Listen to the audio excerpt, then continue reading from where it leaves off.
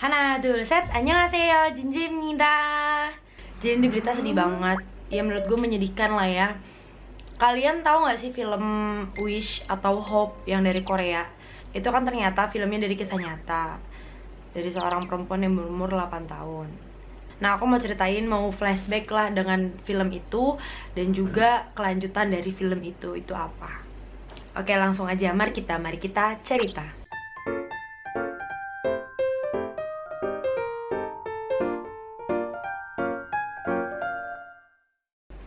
Jadi berawal dari Im So-won, seorang perempuan berumur 8 tahun.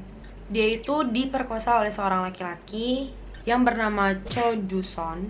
Nah, pemerkosaan ini terjadi di kamar mandi umum, ya toilet umum. Nah, si Cho Ju-son ini nggak cuma memperkosa aja, dia juga mencekik dan juga menghilangkan bekas spermanya itu di kemaluan si korbannya Im So-won.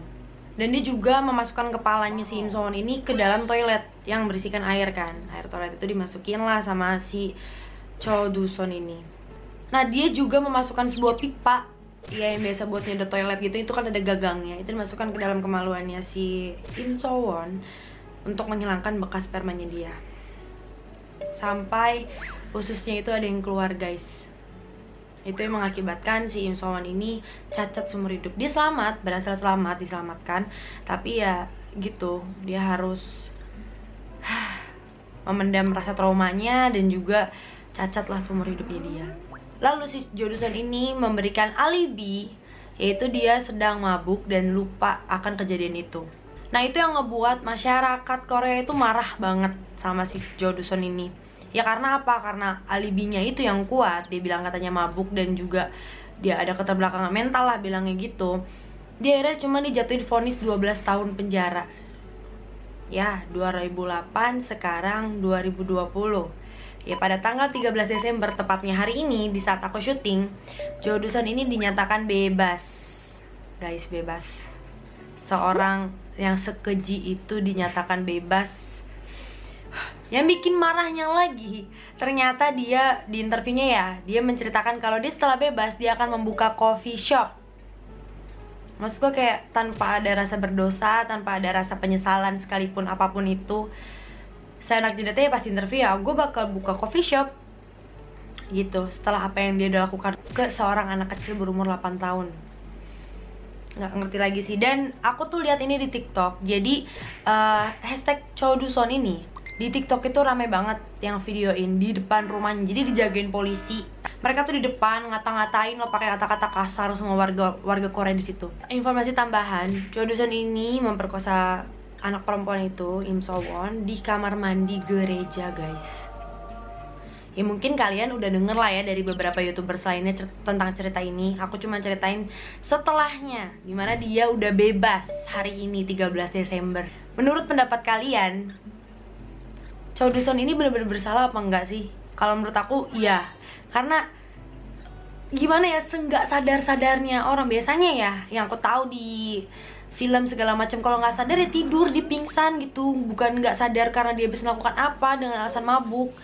Dan lucunya dengan hukum Korea tuh, dimana kalau dia mabuk dinyatakan tidak sadarkan diri gitu kan, hukumnya itu diperingan gitu loh, 12 tahun setelah menyakiti orang, anak kecil yang sekarang udah gede.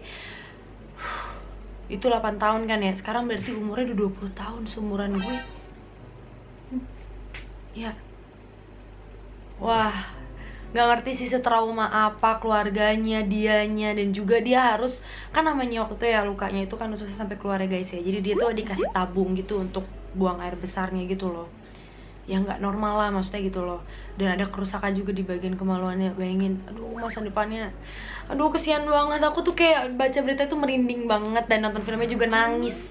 Aku tuh rekomendasiin banget ke kalian buat nonton ini, supaya jadi pelajaran juga buat hidup kita ya. Supaya kalau misalnya ada yang punya anak, punya adik, punya saudara gitu yang seumuran kayak gitu, lebih baik kalau misalnya sekolah atau apapun itu, dianterin lah gitu, didampingi, jangan sampai dibiarkan sendirian keluar. Sebenarnya kita nggak boleh over juga ya, over ke orang-orang, maksudnya kayak anak kecil gitu. Kita bener-bener ngikutin, buntutin, enggak sih. Tapi lebih baik kalau emang anak itu mau main sama teman-temannya, ya dicari tahu dulu mau main di mana, sama siapa, disebutin. Jadi biar kalau misalnya ada apa-apa, amit-amit gitu kan, orang tersebut yang disebutkan itu kan bisa bertanggung jawab gitu loh.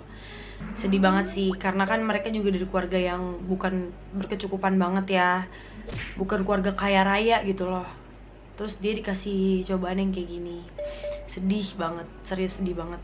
Oke guys, sekian dulu video aku kali ini. Semoga bisa jadi pelajaran juga buat kalian agar lebih berhati-hati kepada orang siapapun itu, dan juga bisa mendampingi anak-anak kecil lah ya, supaya nggak kejadian kayak gitu. Walaupun itu kejadian di Korea, tapi amit-amit banget kalau misalnya sampai ada di Indonesia, ya jangan sampai gitu ya, ada orang sekeji itu, sekejam itu.